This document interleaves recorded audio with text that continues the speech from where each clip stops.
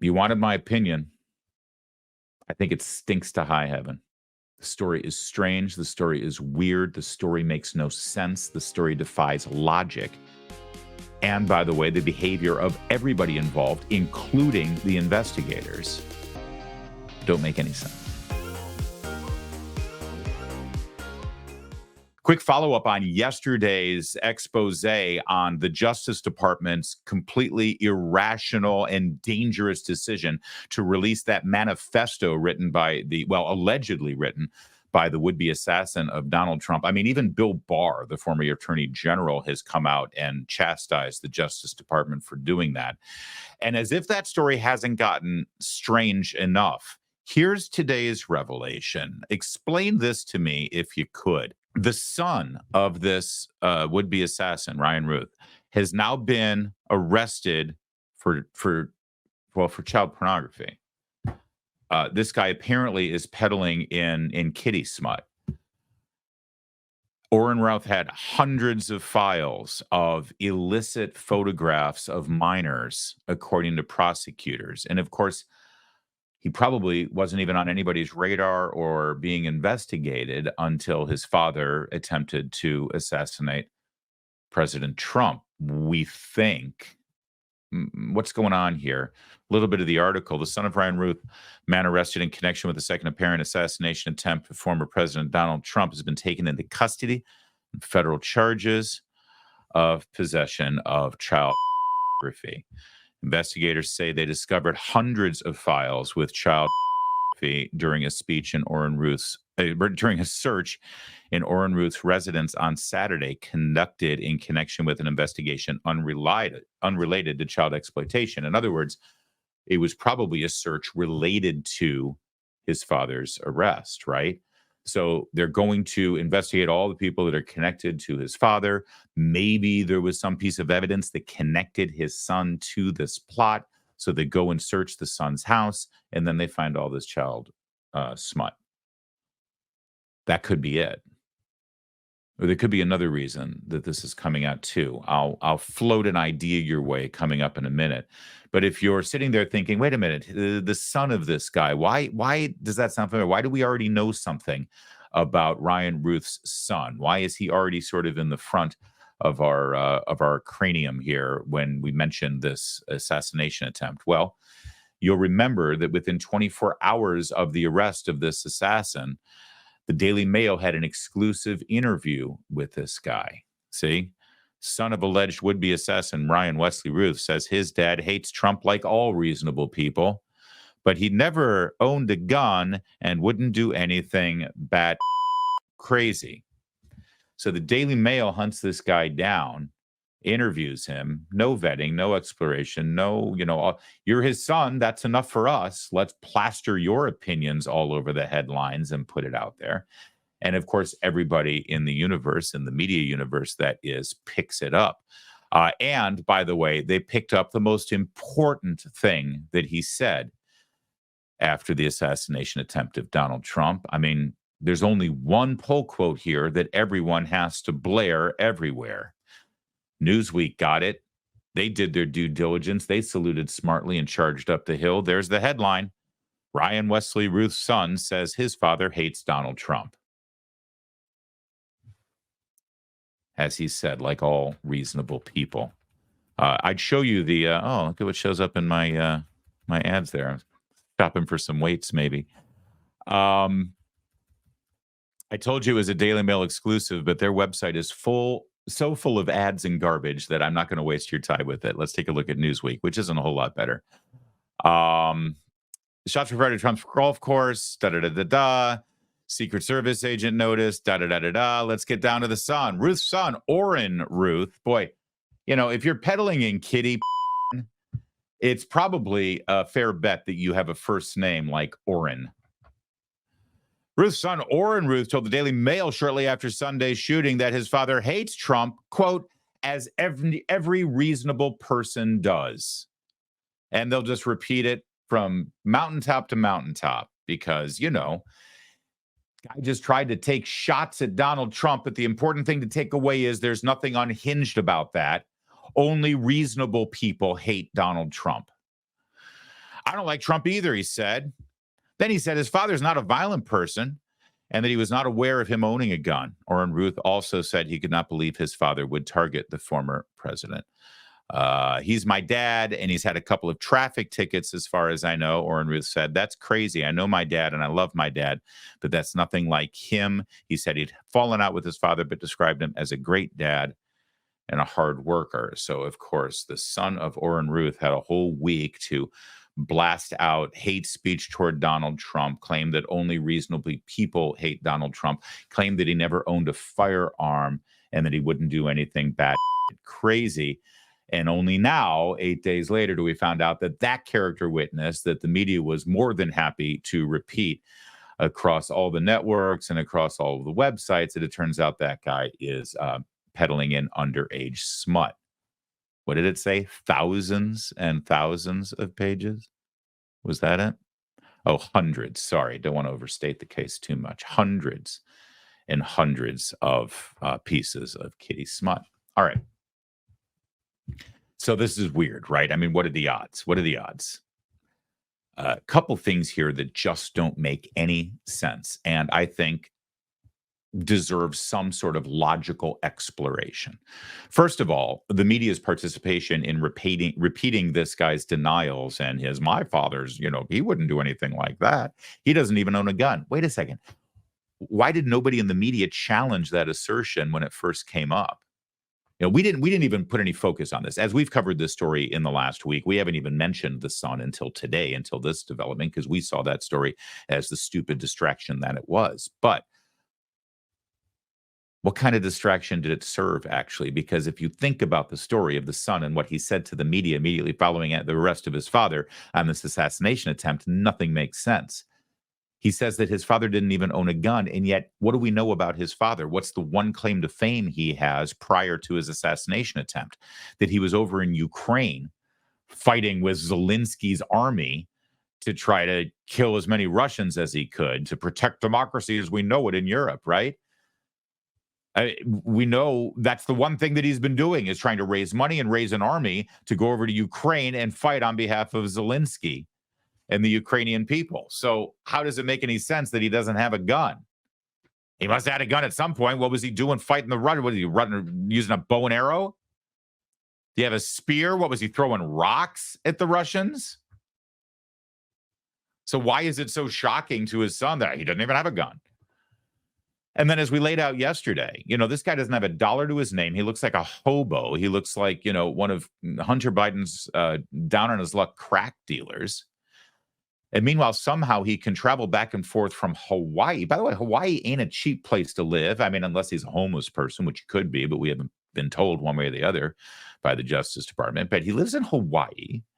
He's flying back and forth from Hawaii a couple of times, including this last time, bringing him to Florida. Somewhere after he landed in Florida, he was able to obtain an AK-47, ammunition, and then whatever other tools he used, his little protective barrier that he put up. What was the source of income for that? The little box that he stashed away at this very mysterious witness in North Carolina's house had multiple phones. Where does he get the money for all the multiple phones? Who has multiple phones? I mean, I guess paranoid schizophrenics, but also, maybe people who are working with some sort of undercover agency, some national terrorist group, perhaps. Who knows? But who else would have a bunch of burner phones? Which leads us to this latest weird development about the kitty. And I'm sorry, you guys, that we keep bleeping that, but it's because of the way text gets searched and transcripts get searched on social media plans. If you talk about that topic a lot, then no one's going to be able to see your video. So we gotta watch ourselves with it.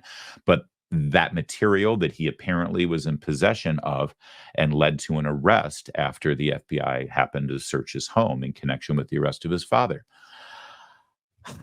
Pure speculation. And I hate it when the media speculates. But you know what? I don't have to follow network media rules. I don't have to follow cable news media rules. I mean, we're just friends here on a live stream having a conversation, right? And you come here for my opinion, not necessarily just for news that's being reported. You want to know my take on it. Well, I'll give you my take, because if you think this story sounds really, really bizarre, that suddenly 8 days after this assassination attempt, the son who first jumped out there and was, given a character deposition about what a great father his estranged father was, and throwing out all of these pejoratives against Donald Trump and suggesting that it's totally reasonable to hate Donald Trump, even up to the point of trying to assassinate him. If you think that was weird, and now suddenly he's arrested for possession of those materials, those horrific, evil materials that feds say that he has, let me just say, again, pure speculation. If federal investigators or even local law enforcement, but really federal law enforcement and federal investigators and federal intelligence agencies want to destroy your life, if they want to intimidate you and shut you up and make your life a living hell, what better thing to use against you than child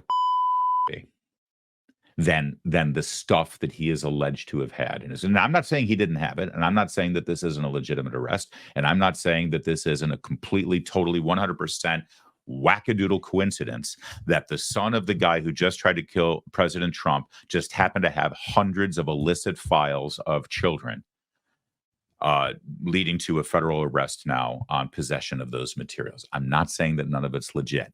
What I am saying is that if for some reason the feds want to destroy your life and want to set you up and want to shut you up and want to make your life a living hell, this would be exactly how they do it. This would be 100% precisely how they do it. It's something else, isn't it? And as we go from day to day after these assassination attempts, when we learn all of the things that happened in the first assassination attempt, of how, wow, all these remarkable mistakes were made that led to a bullet coming that close to Donald Trump's skull. And it took forever for anybody to be fired over it. And the investigation into it, we won't really see until well after the presidential election. And then how the media and federal investigators just allowed the story to disappear just about a week and a half after it occurred, even though in any other news cycle, in any other time in American history, it would still be the dominant story that the president of the United States was almost assassinated 2 months ago. Then suddenly you get another assassination attempt, and that one was disappeared about 48 hours after the incident. We still have huge questions about what happened in the first one. We still don't know anything about that assassin that actually shot at Donald Trump. We may never know the truth about who this guy was, what motivated him. There's no paper trail. There's no social media footprint from this guy. Now we've got this one who's got a ton of social media and a ton of paper trails that all point to, well, talking points that you would see every day on MSNBC about why Donald Trump needs to be eliminated or stopped at all costs, stealing MSNBC and Democrat Party talking points.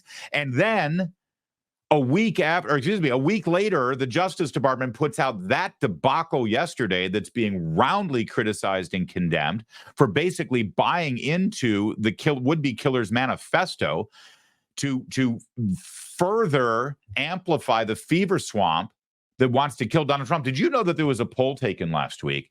28% of Democrats in this country don't think it would be a bad thing if Donald Trump was assassinated. And 25% aren't sure. That means over 50% of Democrats in this country either think it would be good for Trump to be assassinated or aren't quite at the point where they would say, no, that's not a good thing. And suddenly now, the day after that was done by the Justice Department, we've got this stunning development where this guy's son just happened to be randomly in possession of hundreds of pieces of kitty smut. You wanted my opinion. I think it stinks to high heaven. The story is strange. The story is weird. The story makes no sense. The story defies logic. And by the way, the behavior of everybody involved, including the investigators, don't make any sense.